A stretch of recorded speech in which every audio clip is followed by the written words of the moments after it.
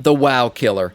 Oftentimes it has been dubbed as an honorable mention, right? To be called a WoW killer means you have real potential, but in reality, it has been a curse over time to be called a WoW killer. Many WoW killers have either committed suicide before they ever launch or died early in their life cycle. The thing is, being a WoW killer is not an easy task, right?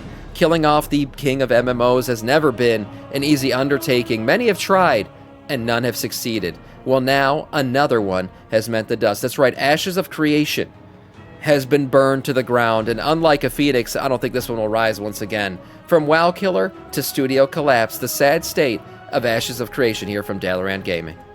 So the MMO that promised to be the next WoW killer just kind of died the other day. After years in development and millions of funding, the game took about 52 days from its Steam Early Access launch until the entire studio went dark. Man. It all came crashing down when the founder of the studio, Stephen Sharif, and hopefully I'm pronouncing it correctly, resigned in protest against his own board of directors, which he posted about over in the Ashes Discord. Damn. And this move has left over 250 employees of the company out of work overnight.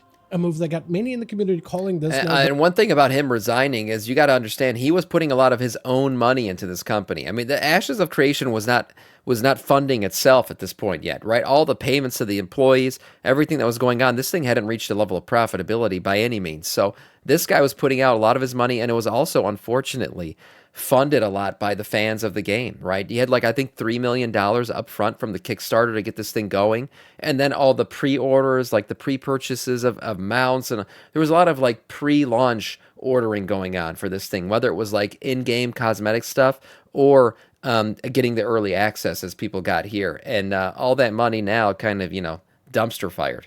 The biggest rug pull in the MMO history. And you might be wondering why a World of Warcraft channel would be sitting here covering the news. He got all his money back. People are he got all his money back before he dipped. We'll see. There's going to be an investigation of this. Probably the SEC might even look into this shit. We'll see. Because something like this, where it looks like a rug pull happened, that doesn't go without some checks happening. So we'll see what happens. Even Steam is running their own investigation, they said, because of all the call-outs now for refunds. That's because the death of Ashes might actually lead to bad news for the MMO genre, as well as bad news for the future of Azeroth included. But that the next big thing looming over the horizon, Blizzard and other MMO developers have less of an incentive to keep a fast-paced roadmap going for the future. Less reasons to take risks, especially after such an ambitious project just collapses, but also the reality that as competition dies, the players are the ones that lose at the end of the day. He's right. I mean, honestly, there was kind of a WoW renaissance or a come to Jesus moment for the WoW team, and that moment was brought upon them by Final Fantasy. Let's be honest. I mean, Shadowlands hit. We had a bald man walking around with massive nipples talking about how he was going to rewrite the cosmos or something, and a lot of people just dipped. And they went and they started playing Final Fantasy. Now, I don't think Final Fantasy's numbers ever got close to exceeding World of Warcraft, but there was a significant amount of WoW players that were leaving for another MMO. And that's, the beginning. That's a very scary thing. Just ask Kmart what happened with Walmart, right? They didn't take that shit seriously, and eventually, only one of those are still in operation. So you got to be careful when you first see the signs of competition taking your people away. You gotta rewrite some shit. So Blizzard really had that moment where they were like, we're going to start listening to feedback more. We apologize. We're going to make better expansions. We're going to redo a lot of the core systems in this game. And that was thanks to competition.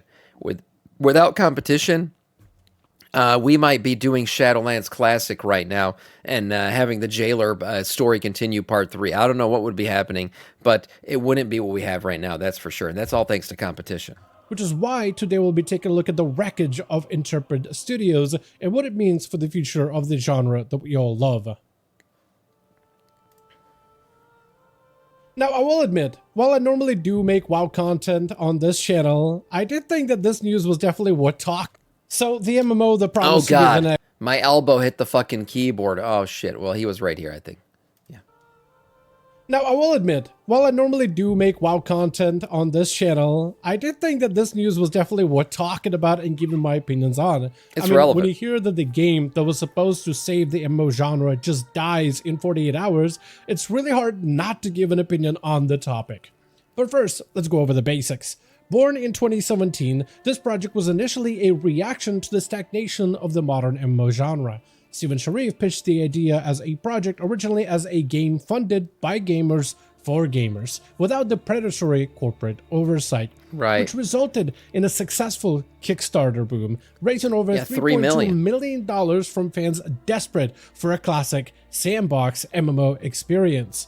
The game's features would be unlike any that we've seen in the past, like a world that was actually evolving. Damn, what kind of dwarf is that? What the shit? That dwarf is shredded. I thought one of the main issues that I saw early on with Ashes of Creation was really that the world events and the building of towns and neighborhoods was very much player driven, which to me is a very scary thing to do, especially as a new MMO, because if you're going to have main features of the game be only possible when the players are driving that content forward, you're going to have issues if you don't have a lot of players playing the game. It'll literally kill the game out. The game will be dead. Like with World of Warcraft, yes, there's a big player population, but WoW doesn't depend on that for the next event to kick off. Like the next raid will open, the next dungeons will open, the world content will continue on with or without players actually doing it.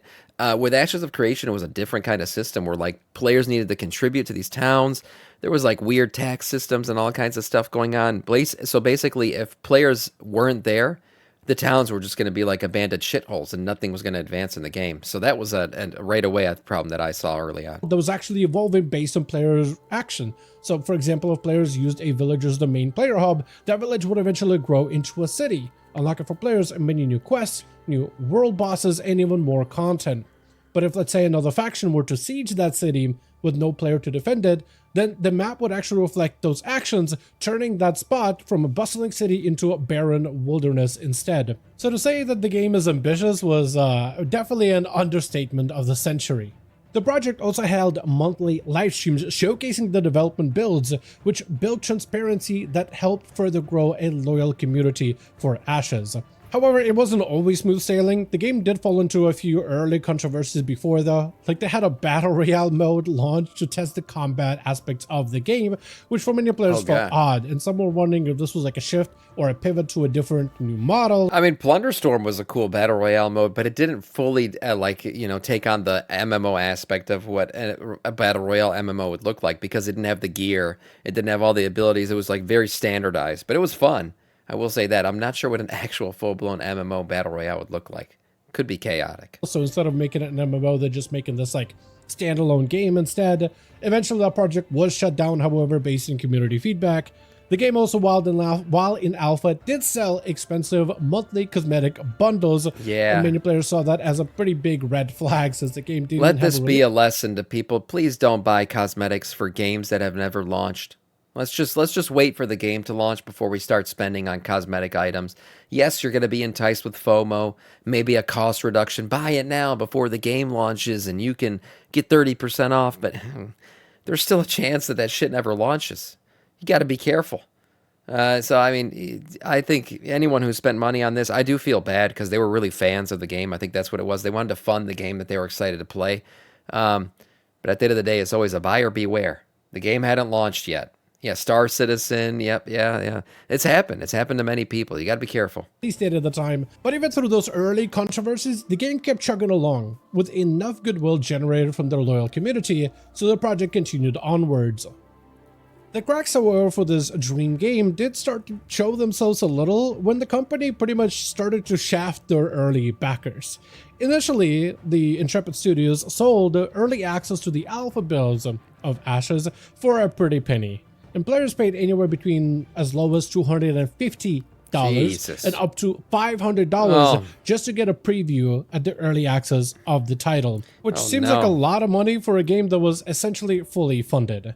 As of December 2025, Sharif is on record, and even doubled down on YouTube specifically, telling viewers that the game was fully funded throughout the development. Intrepid, as the company, argued that the high upfront cost for Alpha 1 and Alpha 2 was just a... Well, they did get through development, kind of, right? I mean, they soft launched the game. He wasn't lying about that, kind of. He just didn't tell everyone that, by the way, we're funded through development, but then the day it launches, we're not funded anymore and we're going to just die.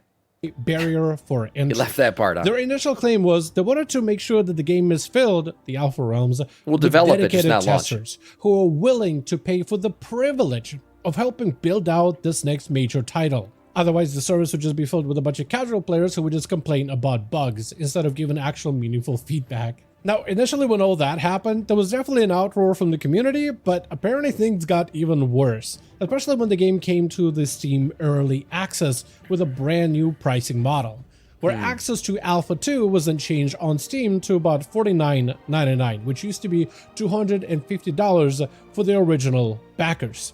And even the Alpha 2 access was initially discounted on Steam with a sale to promote even more impulse. So the original people paid $250, and had they just waited, they could have paid $50.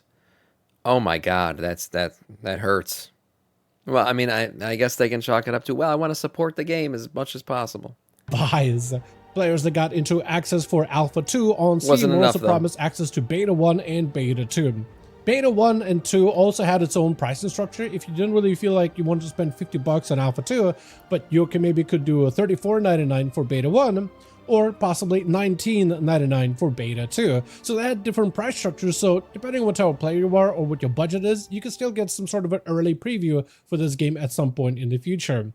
You can only imagine how the OG community of backers felt when the initial access was initially sold for $250, and then 2 months later, the game comes out to Steam Early Access, and same players can get access to Alpha 2 for $40 or so. Yeah. I mean, you felt this was a slap in the face to the community, especially the loyal players that have been supporting it for years now. It also goes against what the initial said regarding the whole claim of Ashes had early access. I guess they can ask for a refund. Well, the thing is, I don't know what Steam's doing about that. They might be giving out the refunds, but they already released a statement that they're looking into what the hell happened with this. Because, you know, you get flagged this many refunds all at once. People ordering this shit. There's something clearly up. This is not a good practice here to drop a game early access and then all of a sudden pull it out before the early access session's even over. So we'll see what happens. What a dedicated player. I don't know if people are actually getting refunds or not. Writing completely. And at the time, many players felt this was a pretty big red flag, that the studio is essentially flooding the player servers with a bunch of quote-unquote cheap players to try to make a quick buck out of the project that, like I said, they said was completely, fully funded. And those players that saw the red flags, however, were proven to be right all along, because 52 days later, after taking all of that Steam money, the studio then imploded on February 1st. The announcement itself came as a shock to some, but for others, they called this a calculated rug pull. Back when the project was created in 2017, the Kickstarter promised that all 20,000 backers of the game will receive a full refund if the game did not fully launch, which makes sense. You don't want to make too many crazy promises to any of the backers, especially if you're trying to present them with a fantastic new product like a genre-defining MMO. The wording here, however, is very, very important when they said that the game would be refunded if it did not launch. Because early access counts as a launch. People could argue that the game did launch, technically, by releasing the game in an unfinished Alpha 2 on Steam. As an early access launch, the studio on its face did formally fulfill its obligation to launch the game, especially for those that backed it with Kickstarters. That is sad, man. That is sad. If that really counts as a launch, an early access counts as a launch, oh, Jesus, man. They literally just did that. Then it really looks like they just did this. Like they knew the game was dead upon launch, but they launched it just so they wouldn't have to refund all these people. Shit. This quote-unquote launch potentially could avoid Steam refused your refund in refund liabilities just before shutting the project down. And I hope by this point you can see exactly what is the biggest problem of this, especially for players that have been backing this game. Since the announcement, we now have a raging community that has this righteous anger against both the game and the company. Angry community and angry memes. I mean, there it is. Yeah, WoW Killer number 7. 7,492,123. That's right. Yeah, it's just not a good omen to be called a WoW killer these days. At the time of me working on lawsuits will happen. Like there's going to be a class action lawsuit against them for sure. I think that's all but guaranteed at this point.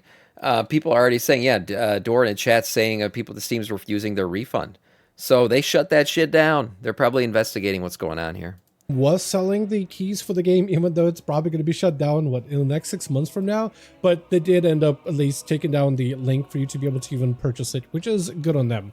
Some are wondering if possibly Steam can even come in here to try to issue refunds while they can, or possibly it's going to be like a class action lawsuit of sorts against the company specifically. Chlamydia saying her was went through it. I don't know what's determining who's getting a refund and who's not. Not sure if playtime is involved here. Sometimes there's like a certain amount of hours played means you can't get a refund anymore. But I would suggest anyone who did pre-order this thing for early access, yeah, try to get your refund through Steam. It feels like the guys at the top ended up screwing over essentially everybody from their community, from their employees, and it looks like they're just kind of looking to disappear into the void with a bag in hand. And that is obviously not okay. Like, seriously, anybody that has supported this game, hopefully some good will come out of this entire debacle. It actually is tragic seeing so many players that really were craving some new MMO experience got sold this fantastic idea just for it to end the way that it did. Like, damn, they had ship battles and shit. I mean, who knows? Maybe this whole thing, maybe Intrepid gets bought by somebody. You know, I mean, they put all this development time in, and like the game looks pretty. Let's be honest, it does. It looks like a pretty game. So maybe somebody buys it. Will it be the same thing as it was when Intrepid was making it? Fuck no. Whoever buys this is going to completely pivot it to something else. If it's still going to be an MMO, it'll still be completely different in terms of features probably than whatever Intrepid Studios was putting out there. We'll see. I mean, somebody could pick this up where they left off. Maybe. I don't think they would honor any of the pre-orders or any of the money that was spent on this, though. So that's still your shit out of luck. But the game did look pretty. Yeah, it's a shame. It looks great. It did. It did. And remember, they had a whole development cycle where they were like, they stopped the launch or delayed the launch because they wanted to switch to Unreal Engine 5 when that whole thing launched. So they really did put in time into making this thing look pretty, making the combat look good and everything. It's just, you know, MMOs are tough to make. That's for sure. This is the worst outcome that could have happened. It doesn't even matter whether you were following the game or not. It is just really, really sad to see that now there's going to be a community of players that were excited about this thing and will likely never get this project ever again, especially with how difficult MMOs are to develop. And in terms of pricing, they're really, really expensive. So not a lot of studios nowadays are making MMOs as regularly as there used to be. Not a lot of studios, but there is one. There is one. I think Riot has the best chance. Maybe not of unseating WoW or destroying WoW or ending WoW, but being that other MMO out there that's like on WoW's level in terms of quality, fidelity, gameplay, and everything else. Riot, right, they have an entire background of lore. They really did the World of Warcraft style or Warcraft style launch where they already built out all this lore through League of Legends. If you don't know that League of Legends has lore, you're missing out, man. They got some really good shit. League of Legends lore goes deep, it goes wide, it goes hard, it goes fast. Okay, there's a lot of it out there. Just like Warcraft already had tons of lore laid out before World of Warcraft ever came out. And now they're slowly developing this MMO. They're taking their time. And the Riot development team is made up of like tons of MMO guys from all over the industry. A lot of World of Warcraft guys are on that team. So we'll see. Yeah, watch Arcane. Right, that's League of Legends lore as well.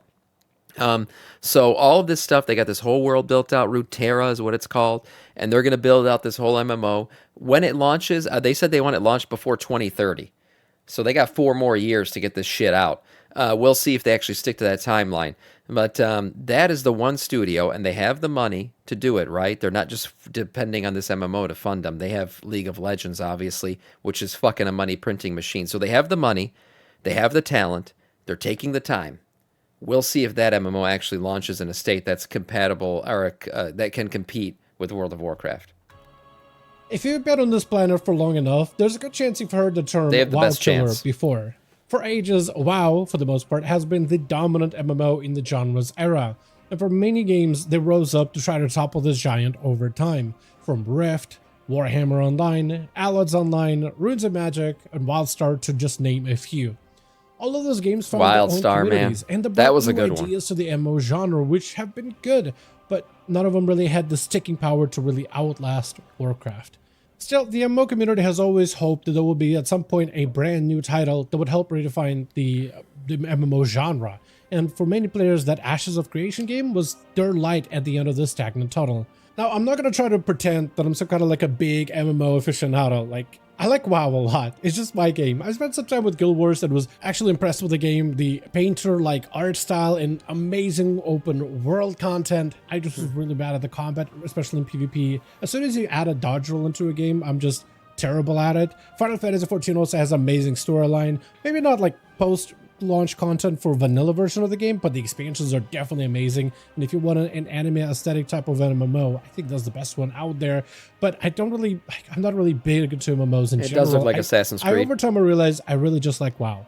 I like the WoW loop from the classic, retail, and even side content like Season Discovery. The zones, the classes, the sounds, the animations, all of it. But I also recognize that when one MMO fails, it does create a big knock-on effect for all the other games as well. It does. Problem is, investors are, they're copycats. They get skittish. They see shit like this and they panic. I guarantee you, Ashes of Creation was talked about at Riot. Now, I don't think Riot's canceling their MMO. They're on a different level when it comes to development than Intrepid Studios, who was really just, first time. So I don't think Riot's canceling anything anytime soon. But you know what probably did catch Riot's eye and what did lead to a lot of discussions? New World. Because New World was backed by a company that maybe you've heard of before, right? It's an Amazon company. New World was created by Amazon, and it was funded by Amazon, and they have unlimited money. But they were unwilling to continue to dump money into an MMO because they just didn't see it going anywhere. So that's a big one for sure. There's been a lot of these one-off studios that have died off. I mentioned WildStar earlier. That was a great game. I think just a wrong time, wrong place for WildStar. But a lot of these MMOs that have launched and died were single one-off studios. But at the same time, you've had these big ones like New World where massive studios just decided to drop shit. I think, wasn't the Lord of the Rings MMO, was EA the one developing that? That was another one that got canceled before it even launched.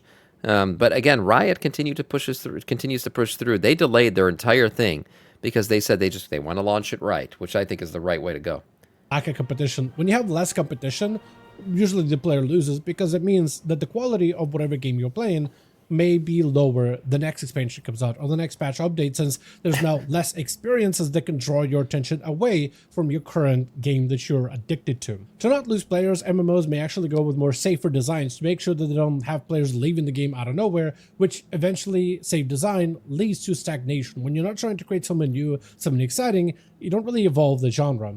It doesn't help knowing that there are right now, to this day, other MMOs that may already be struggling to begin with. Oh, no. So I think it puts the problem of competition even more at risk in going forward.